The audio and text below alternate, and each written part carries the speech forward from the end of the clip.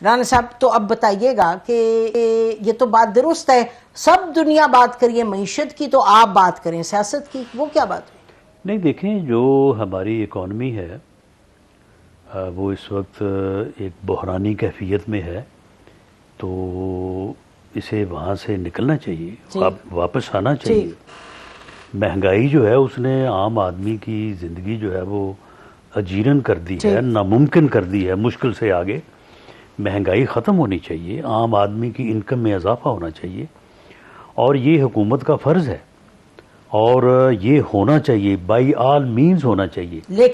لیکن معاملہ یہ ہے کہ 8 فروری سے پہلے بھی اور بعد بھی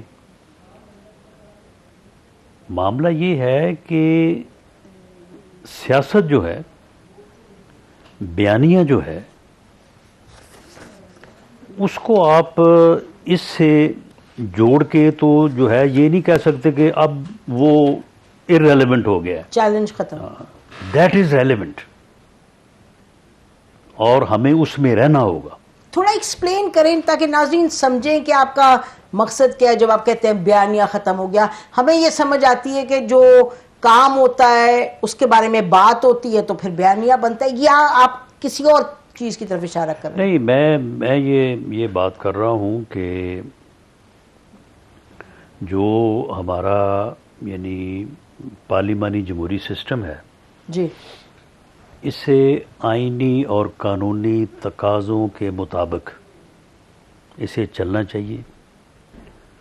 عوام کی سسٹم کے اندر ایک عزت تکریم ہونی چاہیے، جیسے کہ ہم نے اس ساری صورتحال کو ایک لفظ میں پرو دیا تھا کہ ووٹ کو عزت دو۔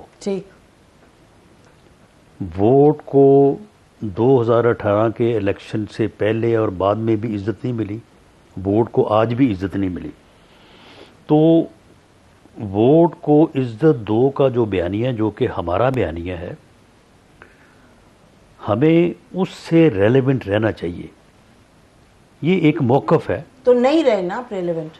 میرا خیال ہے کہ ہم ریلیونٹ ہیں، لیکن ہم اس چیز کو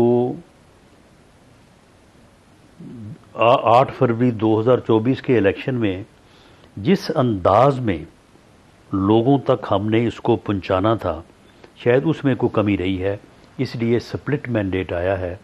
ورنہ 8 فروری کو وہ مینڈیٹ جس کی اپیل ہم نے 21 اکتوبر کو کی تھی، میاں نواز شریف صاحب نے کہا تھا کہ ہمیں آپ سمپل میجورٹی دیں، 2/3 کا ہم نے نہ خواہش کی تھی نہ مطالبہ کیا تھا، سمپل میجورٹی دیں، ہم سب کو ساتھ لے کے چلیں گے، اور اگلے 2 سال میں اس ملک کی جو ہے وہ اکانومی کو بھی ہم بحرانی کیفیت سے نکالیں گے اور ووٹ کو عزت بھی دیں گے۔ لیکن 8 فروری کو سپلٹ مینڈیٹ آیا، پی ایم ایل این کو جو ہے وہ سمپل میجورٹی جو ہے وہ نہیں مل سکی۔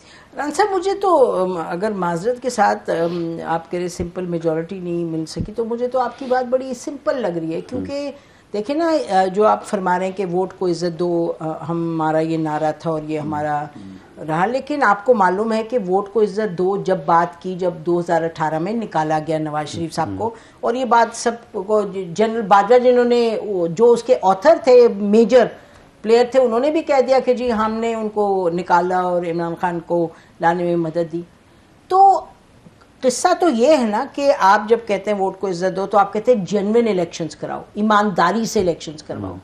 تو یہ قصہ 8 فروری کا تو نہیں ہے، 9 فروری کا، یہ تو قصہ ہے کہ جب پھر عمران خان کو چلے ووٹ آف نو کانفیڈنس، 77 سے شروع ہے، 77 سے شروع ہو جائیں اور آ جائیں آپ 2024 تک۔ معاملہ یہ ہے کہ ایک جمہوری ملک میں، ایک کانسٹیٹیوشن کے تحت چلنے والے ملک میں، ایک پارلیمانی جمہوری سسٹم میں، اگر الیکشن جو ہے وہ فری نہیں ہے، فیئر نہیں ہے، اور الیکشن میں حصہ لینے والی تمام جماعتیں اس کے رزلٹ کے اوپر متفق نہیں ہیں، آپ چھوڑ دیں اس بات کو کہ 18 میں کون متفق نہیں تھا اور کون برسے اقتدار آ گیا تھا، اب کون برسے اقتدار آ گیا اور کون جو ہے وہ متفق نہیں ہے، اس جھگڑے کو آپ چھوڑیں۔ تو اگر یہ نہیں ہے تو پھر کاہے کی جمہوریت اور کاہے کا پارلیمانی جمہوری سسٹم؟ اور یہ اس قضیے کو حل کس نے کرنا ہے؟ سیاستدانوں نے کرنا ہے۔ یہ بتائیں نا، آج بھی اس قضیے کو حل کرنے والے جو ہے ٹھیک بڑے 3 فریق ہی ہیں۔ کون؟ وہ میاں نواز شریف ہے، PMLN ہے، وہ آصف زرداری صاحب ہے، وہ عمران خان صاحب ہے، ٹھیک باقی بھی خیر اچھا دیکھیے لوگ ہیں اس سے درجہ بدرجہ وہ بھی ہیں۔